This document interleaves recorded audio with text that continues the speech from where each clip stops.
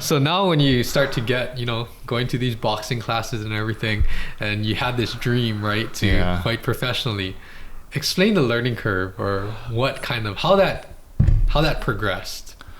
Okay, so I'm trying to embark on this journey and whatnot. I didn't find a Muay Thai school yet, but I went up to, I was enrolled in Honolulu Community College. Okay. Right?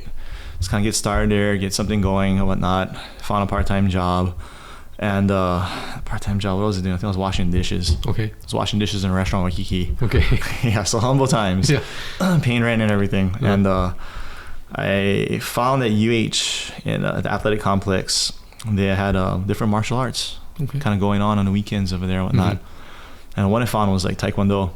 Okay. So this Korean guy is legit. This guy was ex-national team guy and so forth. He wanted to create a whole national team for Olympics and all this sort of stuff like that. Just raise the game. And I went there for about 2 weeks, and he just couldn't stand me.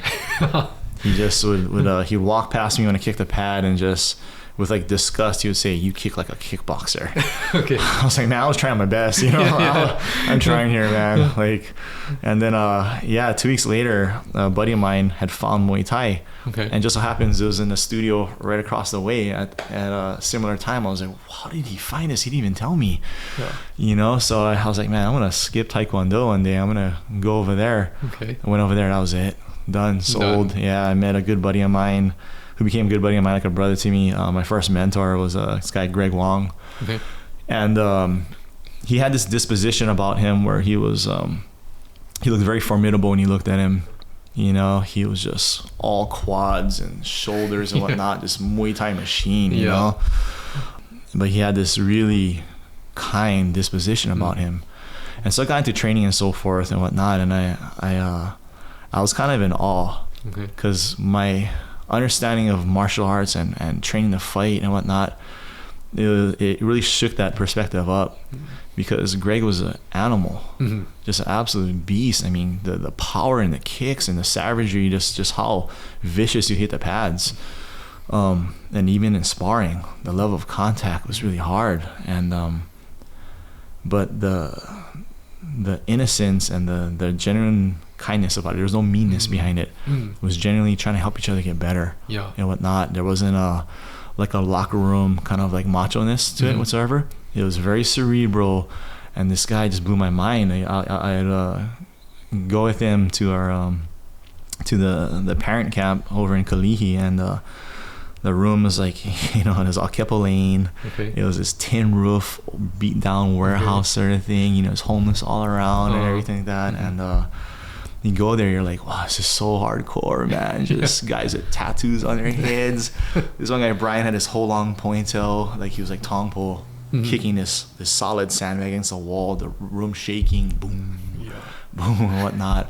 And watching Greg just kick butt in that room, man. A room full of killers, but he was the nicest human being I had ever met. I couldn't understand how someone that could have that much skill but be that aggressive, have that kind of violence, could be that controlled and that type of a decency, this human nature side. I was just blown away. So I was like, I was really pulled in for a bigger purpose now than just fighting. I mean, I think that's a lot of it, right? Or the influence of the people that you're around, or the mentors that you kind of follow, right? You pick up, that draws you in even more, and you pick up all of the things that you want to learn, right? So did it come natural to you when you started taking all these classes, or what was that like in the beginning? Because you had the drive to fight professionally. For sure. I think it did. Physically and mentally, as far as the training, 100%. I didn't care if I made a single penny off of it. I just wanted to be the best in the world. But I think what really allowed me to stick out through the days where I didn't perform as well in sparring and whatnot, was that it was self-growth. Because I think a lot of times, I guess, things growing up and whatnot, I grew up a little angry. Like, I admit, I grew up a little angry and stuff. And I think when I went into training and whatnot, I had a certain motivation behind me I want to be the baddest guy in the room kind of thing. And, you know, so I mean, like the maturity, you know, really, really grew because, you know, why is it that I need to get pumped and almost get angry to perform a certain way, where this mentor of mine could be so calm and zen, like he'd meditate before and whatnot, and just I was like, what is going on here? So I think it started happening really well because I was very fortunate for my first 2-3 years in it that I had such a good mentor. And it wasn't so much, he didn't have to teach so much, even though he did. We never talked about mindset or whatnot because he's the most humble guy. Never ever would talk about himself. You try to give him a compliment, he would just really deflect, feel almost uncomfortable. But it was just by example, and it spoke volumes to me of what happens when you lead by example. And just for me, I think because I understood that part, I started to recognize that part. Training and my growth happened probably better or faster than for a lot of people. Got it. Explain a little bit. You know, it's great to hear all that insight and, you know, thinking about your journey too.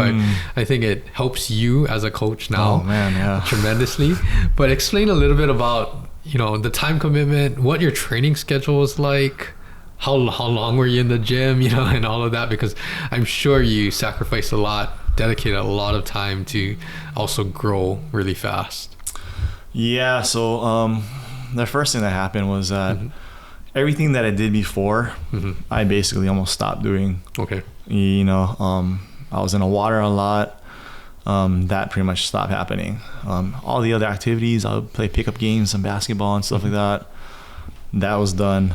I was into a lot of like mountain biking and things like that. I still kind of used it as training, but I start to funnel away from some of these things. I was even into motorcycle racing back when we started track in Campbell back in the day. But I started to go away from these things because they took my attention away from a certain point. And I didn't want to risk injury from practice and whatnot, because I was training 6 days a week. Training was usually 3 to 4 hours long. In Muay Thai, it's a cumulative thing. There's so many different areas to work on. And consistency and frequency of doing these repeated fundamentals are extremely important, you know? So that would be going on 6 days a week. I would spar 5 nights a week. Anywhere from 6 to 12 rounds a night. Got it. You know, so it was a ton of training. Not all the sparring was really hard, but it was always very activated and we were working, you know. And then not to mention too, in my off time, you know, where I got in a run or I was working on sprints or something, or swimming in the pool, you know what I mean? Everything had a purpose at that point. And that's good to hear, because, you know, it's like for all of the people I work with, I'm sure with you, everyone that you work with, you know, it's good to set high expectations, have goals and stuff. But you have to be willing to make the sacrifice and put the time in. You know, it's not just gonna one day just appear that, you know, you're there, right? So putting all of the time and sacrifice, and I'm sure it was, you know, a lot of hard times, ups and downs, but you enjoyed it along the way.